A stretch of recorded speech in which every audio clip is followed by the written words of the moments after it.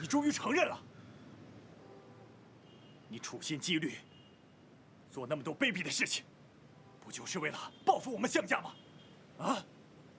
一个对自己父亲如此绝情的人，还怎么配当别人的父亲？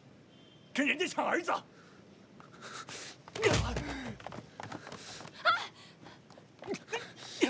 哎，你放开我！你能别管吗？放开我！放开我！别打了！别打了！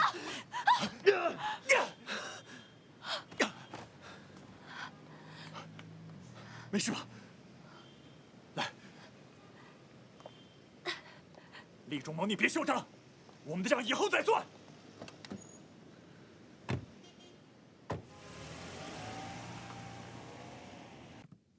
厉总，茶来了。厉总，要不要给您弄点吃的呀？应该是吴桐来了，你让他进来。哦，好。吴小姐，快请进。厉仲谋在吗？啊，在呢。吴小姐，这边请。吴小姐，请。谢谢啊。你还好吗？我知道你今天晚上会来，但我不想多说。要问你去问向军。我今天才知道，原来你们是兄弟。我很吃惊，也很诧异。那既然你们是亲人，为什么一定要弄得跟敌人一样仇视呢？我跟姓向的是什么关系，对你来说一点都不重要。重要的是你要清楚自己的身份，记住你是我孩子的母亲。其他的你不需要知道。那我想知道，你是不是向俊嘴里说的那种人？我是哪种人？好人？坏人？什么是你衡量的标准呢？或许向俊就是你衡量的标准，对吧？那如果是这样的话，你又何必来问我？你一定要这样说话吗？我们为什么不能心平气和的好好聊聊呢？这件事不关你的事，请你不要插手。怎么能说跟我没关系呢？跟你有什么关系呢？因为你是向俊的女朋友，对吗？对啊，就算他是我男朋友又怎样？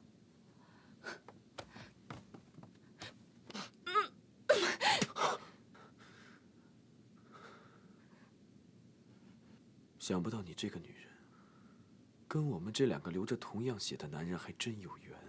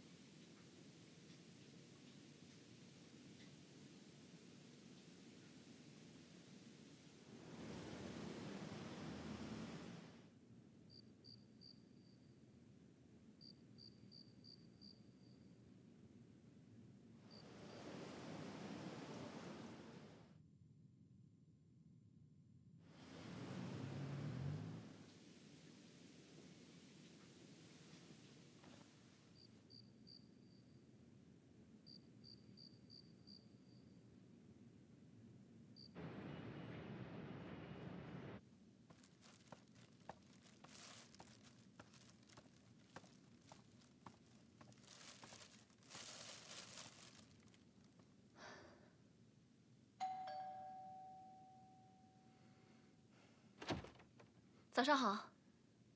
这么早来？给你送早餐啊。我给你准备了丰盛的早餐，要吃鸡蛋吗？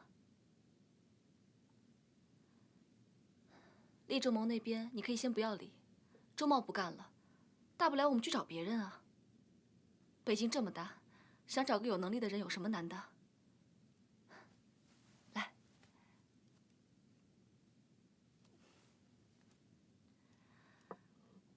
你不是也说过事在人为吗？我相信，只要我们尽心尽力，老天爷一定会帮助我们的。我很快就要正式去畅北上班了，所以一切都会好起来的。来，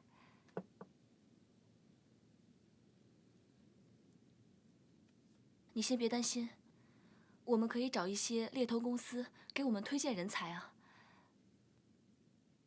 况且，你不是夸我有能力吗？是你鼓励我当这个行政经理的，所以你要相信我，一定会把公司做好。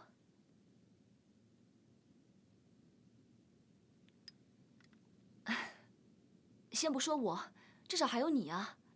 你向大律师可是承诺过要帮创美挽回局面的。我、张元还有美玲，我们都很相信你的。我们还要靠你带着我们走下去呢。向军，抛开其他事，做好眼前，好吗？还有吗？当然有了。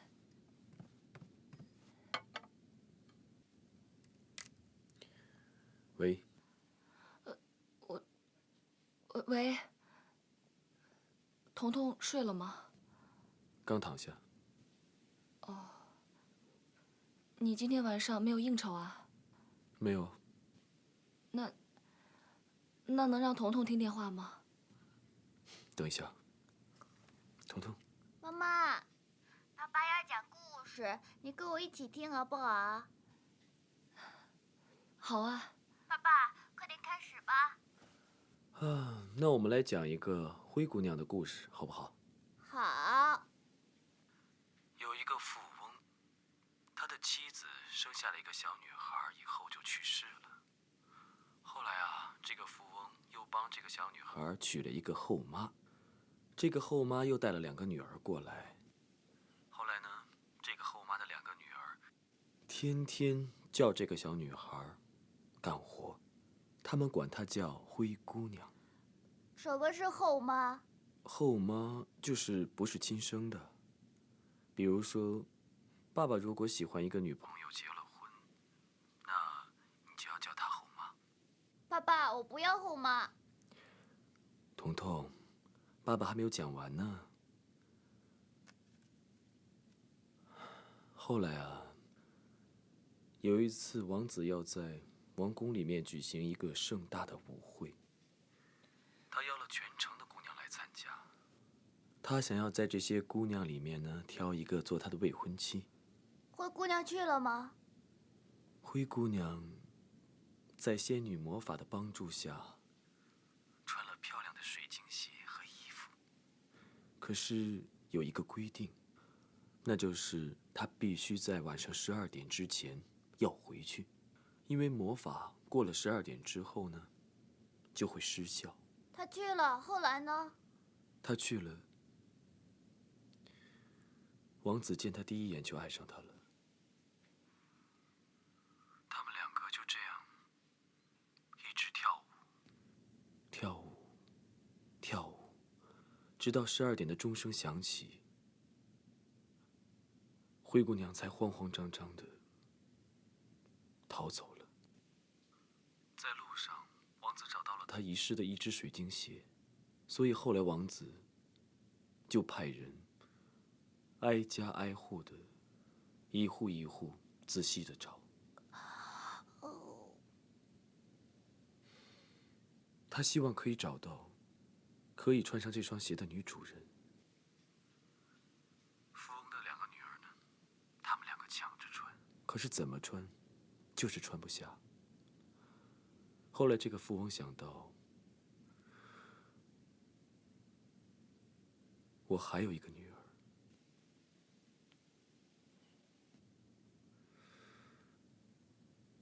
你的水晶鞋呢？我没有水晶鞋。爸爸不是在问你。那你问谁呢？你是在问我吗？穿上来找我。可是你不是我的王子。灰姑娘要找的人是真心真意爱着他，想着他，能带给他一辈子幸福的王子，而不是满足他所缺失的完整、为他牺牲的人。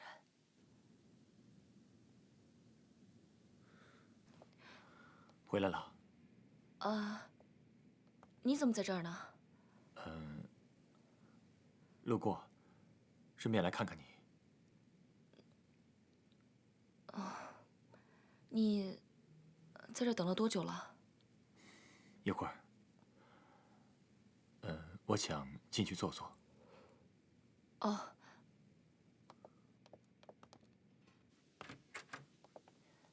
你脸色看起来不太好。最近睡眠少了一些。你这么晚过来，是有什么事儿吗？我已经跟别的投资方签了合同了，酒店的事情算是解决了。是吗？这是好事儿啊！来，可对我爸来说，就未必了。我已经很尽力了，但是还是保不住他的命根。我想你父亲应该理解的吧？希望吧。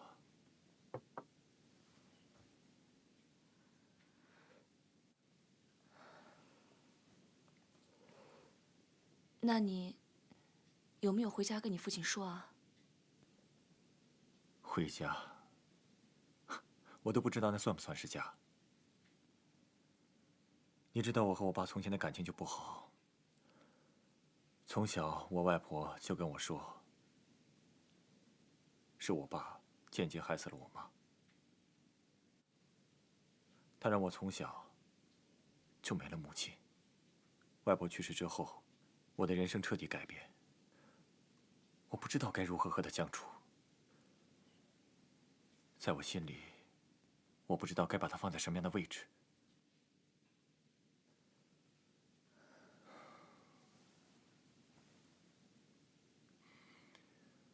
所以后来我到国外去念书。大学这几年，我基本上从来没有回过家。我和他也很少联系。我所了解的爸爸都是通过报纸。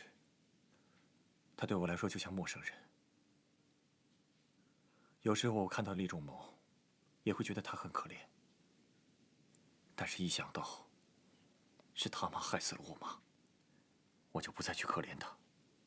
我们一出生，命运就安排我们不断的比较和厮杀。小的时候比成绩，长大了又开始和他比事业上的成就。可我好像总是输的那个。也许他不是这么想的呢。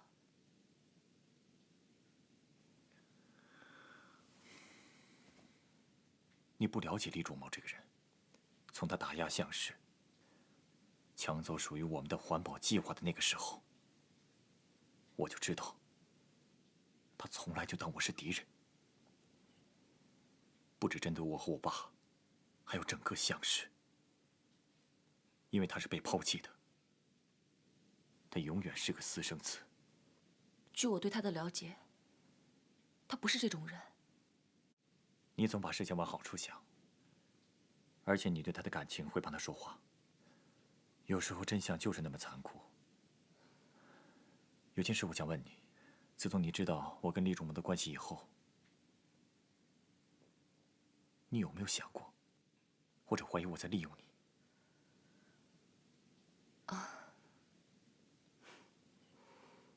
就算是，我也从来没有怪过你。真的不会怪我？有什么好怪的？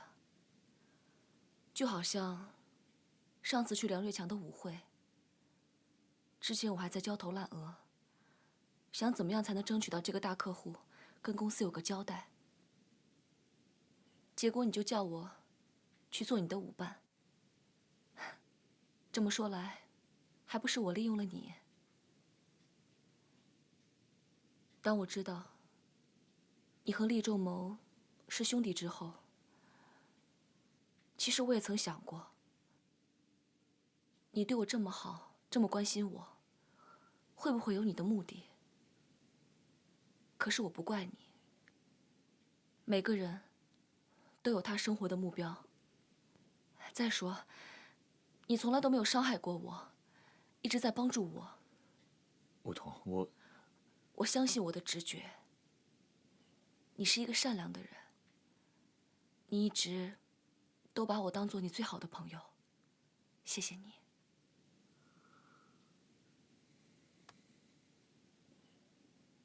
怎么了？我病入膏肓了。有一种病叫坠入爱河，知道吗？最早动心的人就会最早死去。我就是得了这个病。别不正经了。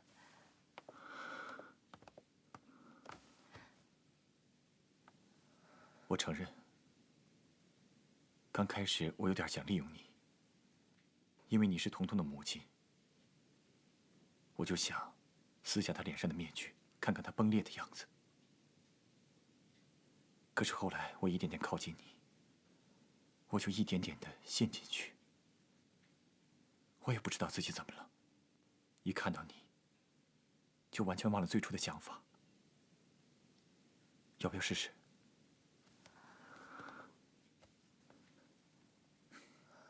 你很像。你别再开这样的玩笑了。这样你就紧张了，证明我还有药可救。你别闹了，今天发生这么大的事情，你应该快点回去跟你的父亲说一下。你记得不要跟他吵架，也不要着急，有耐心一点。哎呀，好了，你别站在这里，快回去休息。